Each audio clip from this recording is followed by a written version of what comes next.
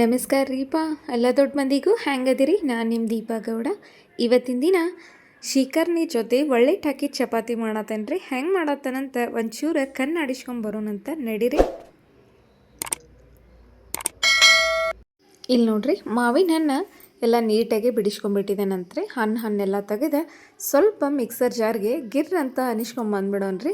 ಯಾಕಂದ್ರೆ ಎಲ್ಲ ಹಣ್ಣು ಅನ್ನೋದು ಹಂಗೆ ಉಳಿದು ಬಿಡ್ತೈತಿ. ಸ್ವಲ್ಪ ಹೌದೋ ಅಲ್ಲೋ ನಾವು ಮಿಕ್ಸರ್ ಮಾಡಿವಂದ್ರೆ ನಮಗೆ ಇಷ್ಟ ಆದ್ರೆ ಸಾಕು ನೋಡ್ರಿ.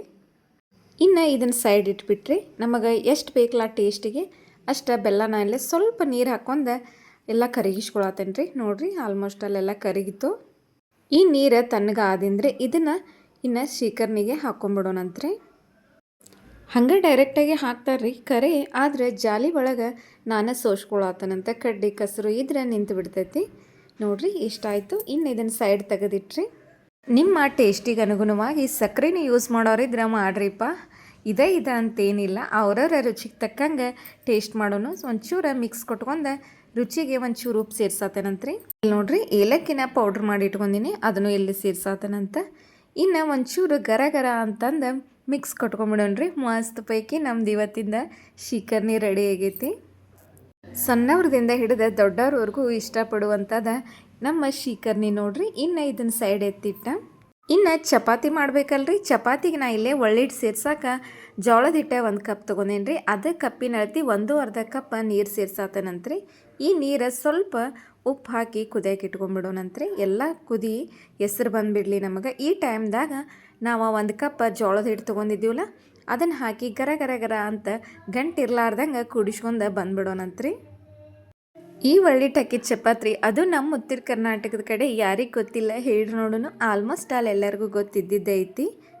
ಮತ್ತು ನಮ್ಮ ರೈತರ ಮನ್ಯಾಗ ಭೂಮಿ ಪೂಜೆ ರಾಶಿ ಪೂಜೆ ಮಾಡುವಾಗ ಒಳ್ಳೆಟ್ಟು ಹಾಕಿದ ಚಪಾತಿ ಬೇಕು ನೋಡ್ರಿ. ಇನ್ನು ಇಷ್ಟಾದ ರೈತರ ಕೆಲಸ ಮುಗೀತು. ಇನ್ನು ಗ್ಯಾಸ್ ಪೂರ್ತಿಯಾಗಿ ಆರಿಸಿ ಒಂಚೂರು ತಣ್ಣಗಾದಿಂದ ಚರ ಅಂತ ಅದನ್ನು ನಾದ್ಕೊಂಡ್ಬಿಡೋಣಂತ್ರಿ. ಯಾಕಂದ್ರೆ ನಮಗೆ ಕೈಯಾಗ ಹದ ಅನ್ನೋದು ಸಿಗಬೇಕು ನೋಡ್ರಿ. ಇಷ್ಟಾಯಿತು. ಇನ್ನು ಒಂಚೂರು ಕೈಗೆ ಎಣ್ಣೆ ಹಾಕ್ಕೊಳತ್ತನಂತ. ಎಣ್ಣೆ ಹಾಕ್ಕೊಂಡು ಸ್ವಲ್ಪ ಇನ್ನೊಂಚೂರು ಹದವಾಗಿ ಅದನ್ನು ನಾದ್ಕೊಂಡ್ಬಿಡೋಣ್ರಿ. ಈ ಜೋಳದ ಜಿಗಟನ್ರಿ ಎಷ್ಟು ಹದವಾಗಿ ನಾದ್ತೇವಲ್ಲ ಅಷ್ಟು ನಮಗೆ ಚಪಾತಿ ಅನ್ನೋದು ಮಸ್ತಾಗಿ ಸಿಗ್ತಾವೆ. ರೊಟ್ಟಿ ಮಾಡಾಕತ್ರು ಹಂಗೆ, ಚಪಾತಿ ಮಾಡಾಕತ್ರು ಹಂಗೆ. ಇದು ಜೋಳದ ಜಿಗಟ ಮೇನ ಇಂಪಾರ್ಟೆಂಟ್ ನೋಡ್ರಿ. ನಮಗೆ ಯಾವ ಸೈಜ್ ಬೇಕಲ್ಲ ಆ ಸೈಜ್ ಪಟ ಅಂತ ಕಟ್ ಮಾಡಿ ಇಟ್ಕೊಂಡೇನೆ. ಈ ಕಡೆ ಗೋಧಿ ಹಿಟ್ಟು ನಾದಿಟ್ಟಿನಿ ರೀ ಚಪಾತಿ ಅದಕ್ಕೆ, ಅದನ್ನು ಇಲ್ಲೇ ಕಟ್ ಮಾಡಿ ಇಟ್ಕೊಳತ್ತನಂತ. ಇನ್ನು ಈ ಗೋಧಿ ಹಿಟ್ಟಿನ್ರಿ ಸ್ವಲ್ಪ ಹದವಾಗಿ ಕೈಯಾಗ ನಾದ್ಕೊಂಡು ಜೋಳದ ಜಿಗಟಿತ್ಲ ಅದನ್ನು ಹೋಳ್ಗೆ ಹೆಂಗೆ ತುಂಬ್ತೇವಲ್ರಿ ಆ ರೀತಿ ನಾವು ತುಂಬಿ ಪಟ ಅಂತ ಲಟ್ಟಿಸ್ಕೊಂಬಂದ್ಬಿಡೋಣ್ರಿ. ಹಿಂಗೆ ತುಂಬಬೇಕು ಹಂಗೆ ತುಂಬಬೇಕು ಅಂತೇನಿಲ್ಲ. ನಿಮಗೆ ಯಾವ ಟೈಪ್ ಬರ್ತದಲ್ಲ ಆ ಟೈಪ್ ನೀವು ತುಂಬ್ರಿ ನೋಡ್ರಿ. ಇಷ್ಟ ಆಯಿತು. ಇನ್ನು ಒಂಚೂರು ತಳಕ್ಕೆ ಎಣ್ಣೆ ಹಚ್ಕೊಂಡು ಹೋಳ್ಗೆ ಹಂಚಿತ್ರಿ. ಅದ್ರೊಳಗೆ ನಾನಿಲ್ಲೇ ಲಟ್ಸಾತನಂತ. ಯಾಕಂದ್ರೆ ಹಿಟ್ಟು ಹಚ್ಚೋಕ್ಕಿಂತ ಇದಕ್ಕೆ ಎಣ್ಣೆ ಹಚ್ಚಿ ಲಟ್ಟಿಸ್ಬೇಕು ನೋಡ್ರಿ. ಅಂದ್ರೆ ಭಾರಿ ನಮಗೆ ಒಳ್ಳೆಟ್ಟು ಹಾಕಿದ ಚಪಾತಿ ರೆಡಿ ಆಗಿಬಿಡ್ತಾವೆ ನೋಡ್ರಿ. ಇಷ್ಟ ಆಯಿತು ಫೈನಲಾಗಿ. ಇನ್ನು ತಳಕಟ್ಟ ಹಂಚಿಗಟ್ಟು ಎಣ್ಣೆ ಹಾಕಿ ಮ್ಯಾಲೆ ಕೆಳಗಟ್ಟು ಎಣ್ಣೆ ಹಾಕಿ ಚಪಾತಿ ನಾವು ಹಾಕಿಬಿಡೋಣಂತ ನೋಡ್ರಿ. ಎಷ್ಟು ಚಂದ ನಿಂದ್ರಗಾಂದ ನಮ್ದು ಚಪಾತಿ ಉಬ್ಬಿ ಬರತ್ತಾವು. ಇನ್ನೊಂದು ವಿಷಯ, ನಿಮ್ಮ ಬಿಸಿ ಲೈಫ್ ಒಳಗೆ ನನಗೋಸ್ಕರ ಒಂದು 5 ನಿಮಿಷ ಟೈಮ್ ಕೊಟ್ಟ ನನ್ನ ವಿಡಿಯೋ ನೋಡ್ತಿರಲ್ಲ, ನಿಮ್ಮೆಲ್ಲರಿಗೂ ನನ್ನ ಕಡೆಯಿಂದ ಥ್ಯಾಂಕ್ ಯು ಸೋ ಮಚ್ ರೀ. ಇದೇ ರೀತಿ ಸಪೋರ್ಟ್ ಮಾಡ್ತಾಯಿರಿ ನೋಡ್ರಿ. ಫೈನಲ್ಲಾಗಿ ನಮ್ಮ ಚಪಾತಿ ಅಂತೂ ಎಲ್ಲ ಥರ ರೆಡಿ ಆಗಿದ್ದು. ಇನ್ಯಾಕೆ ತಡ ಮಾಡ್ತೀರಿ, ಶೀಕರ್ಣಿನೂ ರೆಡಿ ಆಗೈತಿ. ಹೆಂಗಾಗಿದ್ದಾವೆ ನಮ್ಮ ಒಳ್ಳೆಟ್ಟು ಹಾಕಿದ ಚಪಾತಿ ಅಂತ ತೋರಿಸ್ಕೊಂಬರ್ತಾನಂತ ನಡೀರಿ. ನೋಡ್ರಿ ಎಷ್ಟು ಮಸ್ತ್ ಪೈಕಿ ನಮ್ಮ ಇವತ್ತಿಂದ ಒಳ್ಳೆಟ್ಟು ಹಾಕಿದ ಚಪಾತಿ ರೆಡಿ ಆಗಿದ್ದಾವೆ.